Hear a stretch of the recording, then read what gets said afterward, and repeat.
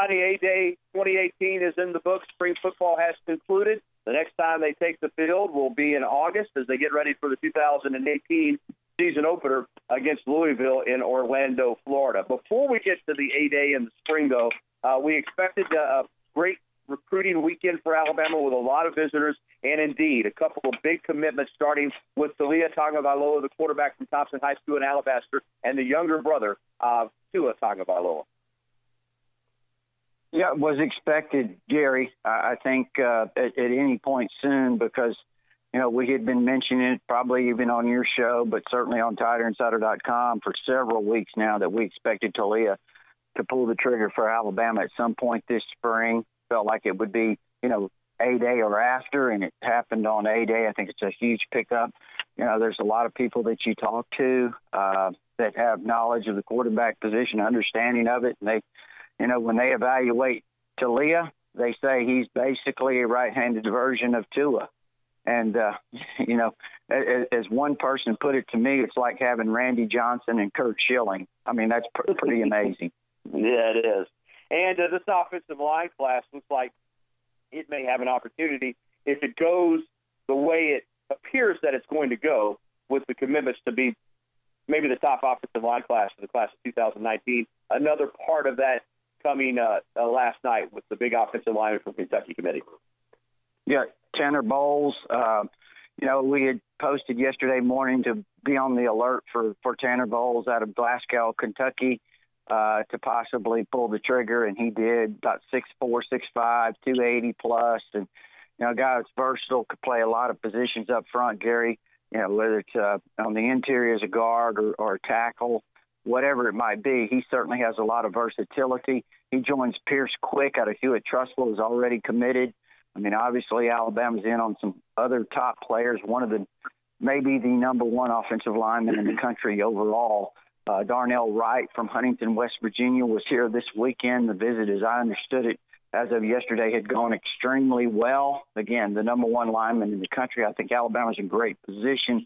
Tennessee's also in there. Ohio State's, I guess if you look at some of these networks, that's the team that's been the favorite. But I think it's Alabama or Tennessee, with Alabama in good position for Darnell Wright. Clay Webb was not here. He went to Georgia instead. He was here the previous 2 weekends. He's probably the number one interior offensive lineman in the country out of Oxford, Alabama. And I still think Alabama's in great shape with him. And I also think Alabama's in great shape with Amari Kite out of Thompson High School, a teammate of Talia Tagovailoa there. He is one of the top offensive tackles in the country. It would not be surprising if, when this is all said and done, if Alabama landed as many as 4 5-star offensive linemen. That's not out of the realm of possibility. I'm glad you referenced Clay Webb, because Bama fans now, there was a little bit of a panic mode on your board, TigerInsider.com, when a word got out that he was going to Georgia instead. As you alluded to, outstanding center prospect from Oxford High School here in Alabama, big, strong, physical, mature player. You said, though, you still believe Alabama has the lead, although I'm sure the Crimson Tide coaches would have preferred if he'd have been here for A-Day instead of the G-Day game in Athens.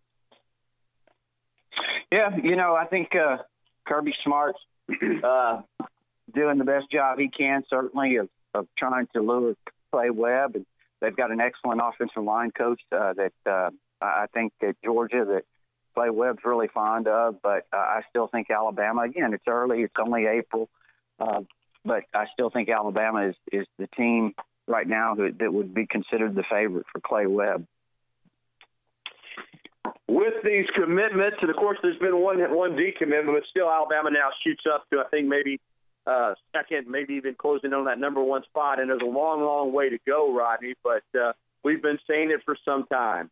Nick Saban was not happy, and maybe he made some mistakes. Again, I think they did not handle that early signing period as well as they could have. And then the pool for players when they got to February was much smaller than they anticipated, and they were left holding the bag on a couple of guys, quite frankly. But he kind of changed things up a little bit. I think this year, I think the majority of the class is going to be signed in December. This recruiting staff is getting after it, and the results are already speaking for themselves. But you sense, even at a program like at Alabama, Rod, where you recruit at a high level every year, you sense just a different level of enthusiasm toward this 2019 class, maybe in a way that we haven't seen. I hate to say this, but maybe in a way that we haven't seen since that 2008 class. Would you agree with that? Well, I think that, there's been some good ones. No doubt about that. I mean, the excitement surrounding it. It will be hard to top that 8, and also the one with a couple of years ago with Najee Harris and Tua and that group. That certainly looks like an extremely special group as well. But yeah, I think you're right. There is another level of excitement there about this class. I think partly because if you judge it by Alabama fans, they were a little disappointed last year at finishing number 6 in recruiting. Even though it was a great year and you got a lot of great players, it wasn't quite like they have come to expect in terms of the finish of that recruiting class. But I think one thing, too, you have to keep in mind is, this year, the 2019 class is much better overall, not only in the state of Alabama, but the surrounding states, whether it's Mississippi, where Alabama generally does well, Louisiana, where it's done extremely well over the last few years. Those areas are much more bountiful in terms of the crop there this year, and not only that, but also nationwide, Gary. I mean, I thought the 2018 class overall was one of the weaker classes I had seen in a while. But this class certainly is there's a lot more players, and I think Alabama will do very, very well. Visiting with Rodney Orr from TiderInsider.com and Tider Insider TV. From recruiting now, let's turn to what we saw on Saturday. As I referenced earlier in the show, I was only there for the first half in person. I had to go do softball, but I did watch it back on television last night. And Rodney, we have to start with Jalen because of what happened last week with his dad's comments and the Bleacher Report article. Then Tua not playing. There were a lot of eyes on Jalen on Saturday, and I want to say this first. He faced maybe as good a defense as he'll face all year in that spring game. This Alabama first-team defense looks strong, but he struggled, Rod. And we remember last year when he had a huge A-Day game, over 300 yards on Saturday. It looked a lot like what we saw against Auburn and what we saw against Georgia. He was indecisive.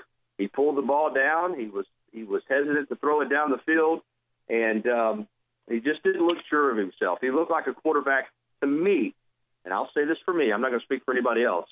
He looked like he's lost some confidence. I would think that's a fair statement. I don't think I would disagree with the confidence part of it. He doesn't look the same. For what reasons, I don't know, because I can certainly say this. He's gotten coaching. There's no question about that. But, whatever it is, his body language did not seem positive to me. I said that in the press box, commenting to a couple others that his body language did not seem there. I couldn't put my exact finger on it, but it didn't seem to me to be, what we had seen maybe, past. Like you mentioned last year, he had a really good A-Day game and started slowly last year and then come back and hit a couple of really big passes, as you remember. And again, it's an A-Day game. Let's keep that in perspective. But I do think that, what we saw yesterday kind of seemed to be in a continuation, as you said, of what we saw at the end of last year. He had a tendency to bail to the right quite often, just seemed uncomfortable. And, again, there was some pressure that created some of that. But, again, you have to really wonder right now what is his mindset. And this isn't something that you and I necessarily are just speculating on or other media people. This is something that's also been created by, as you said, the comments that his father made last week. So this isn't something that the media, somebody can point to the media and say we're dreaming something up. This is something that his dad, he chose to make those comments and kind of shed a little more light on things. And as you said, maybe even more pressure on Jalen. No doubt about it. I think if that story had not come out last week, even with this disappointing performance, I don't think we would be sitting here talking about the possibility of him transferring. But that story did come out, and now I want to ask you this question. And, again, we don't know for sure what's going to happen or where Jalen's mind is at because he has not talked about it. In fairness to Jalen Hurts, he's been nothing but a model teammate, even at all these media functions that he's done. charity-wise, he has not talked about his football status when reporters have approached him.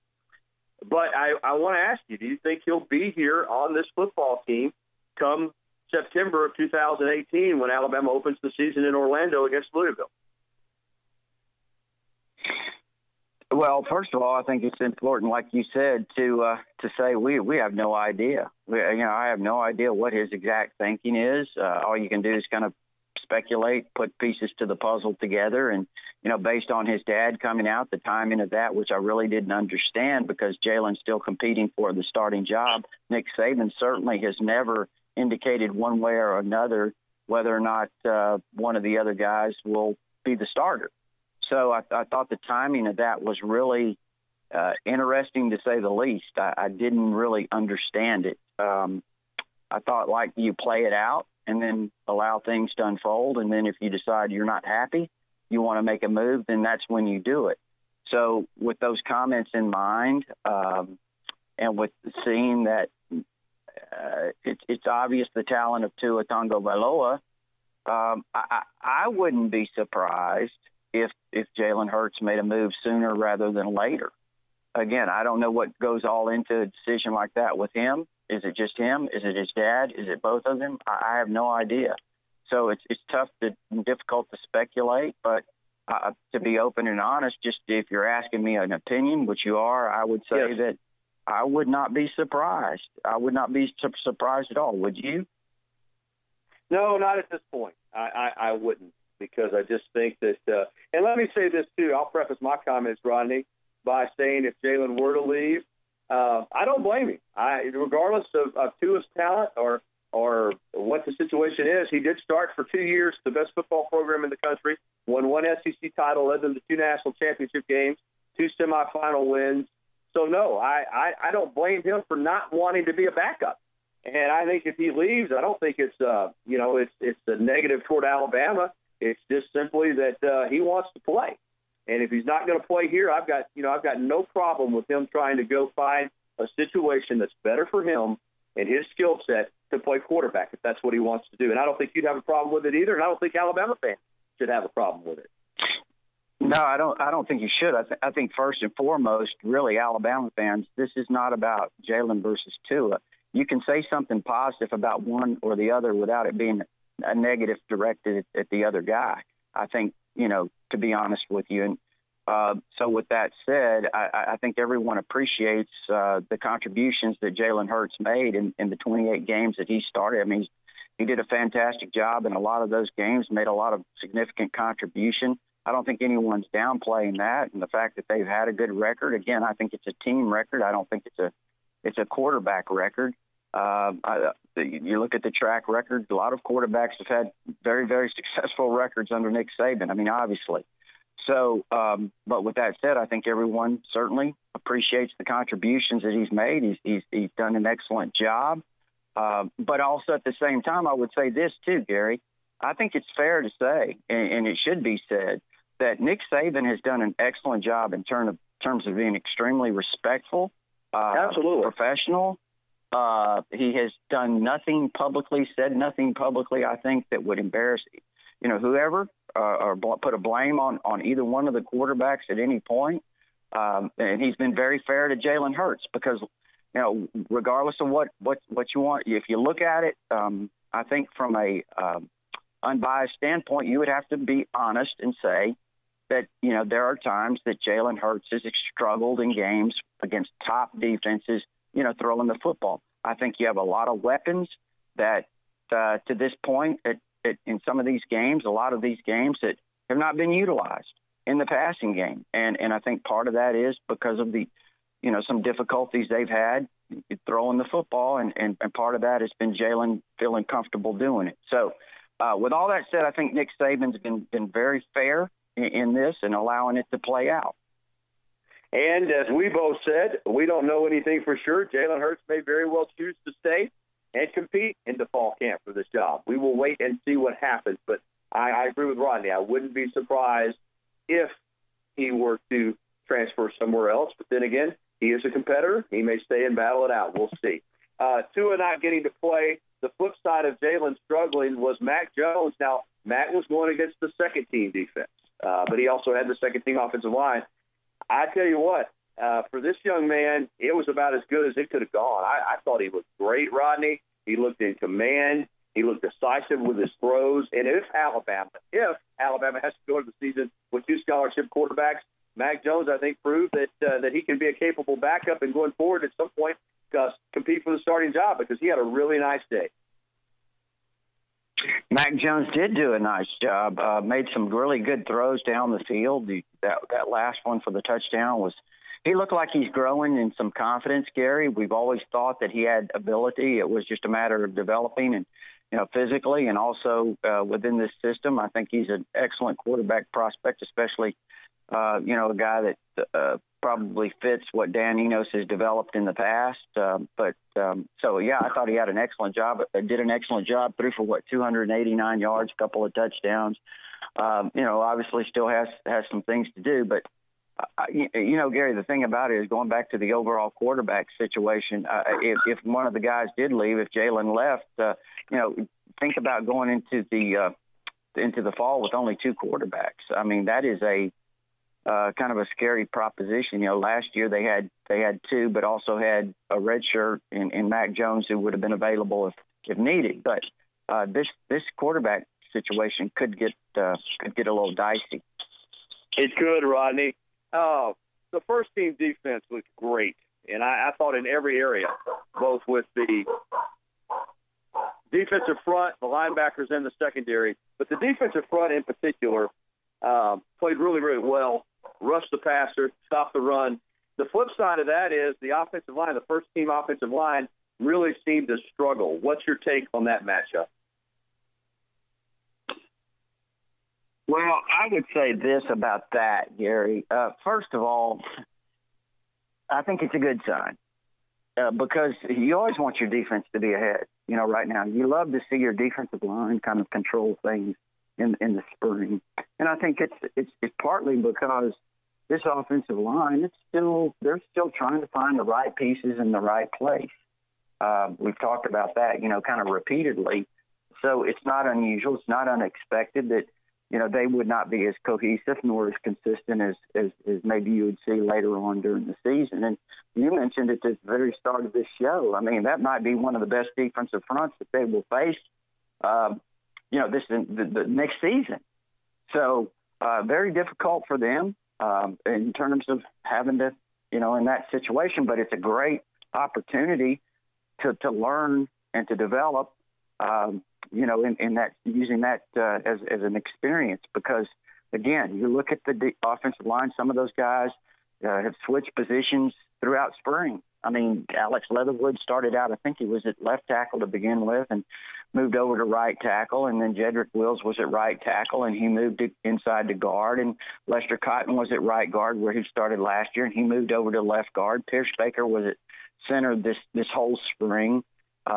Jonah Williams is the one that mainly stayed in his spot from last year at left tackle, but I think he worked some at other positions as well. So, and Matt Womack was out. So again, I just think it's just the inexperience of that unit together that kind of against this really good defensive front that kind of made things difficult. Wrapping up with Rodney Orr from Tider Insider TV, TiderInsider.com. In closing, looking ahead to 2018, haven't played a single game yet. A lot of things can happen. But when you look at the schedule on paper and you look at this Alabama football team with what it has at its disposal in terms of talent, in terms of experience, is there any reason to believe that Alabama won't be right back in the college football playoff again? No. I think when you look at it, I think it as long as they're focused and they're play together as a team and can keep some injuries to a minimum. I think one of the big questions obviously is in the secondary, how all those guys develop back there, but you see some potential, certainly a lot of talent, and you have some guys coming in. I think as we look at the defensive line, we mentioned how we think they can be really strong, maybe thin in some areas. Inside linebackers really a question mark in terms of how thin they are there. On the offensive side, I think they can be really strong offensively. I think they can be very strong up front. I think that with the running backs, they could have a powerful running game. They've got some really good tight ends, receivers, obviously, and I think they can be explosive, throwing the football. So I think this team has a lot of very, very positive things going for it right now. I also think that I liked what I saw from Joseph Belovis on Saturday. I think he was, 5 of 7. Hit one from 48, one from 49. He looked like he's got some potential to me. Skylar DeLong had a couple of nice punts, but, obviously needs to become more consistent. But I think overall, Gary, this team looks like another team that can make a championship run. It just keeps on keeping on at the University of Alabama. And, of course, TiderInsider.com. You've got your forums. You've also got recruiting capsules on this past weekend's visitors and commitments, A-Day analysis, and much more. And I guess the best thing, Rodney, is it's still just $48 a year. Still just $48 a year. That's only $4 a month. You can get access right now with your credit card, or if you prefer, there's an address there to send a check. Gives you access, like we said, to all the premium information there on the front page, but also, our forums, Gary, where there's a lot of talk, a lot of opinions, a lot of information there shared, and it's TiderInsider.com and only $48 a year. Thanks a lot, Rodney.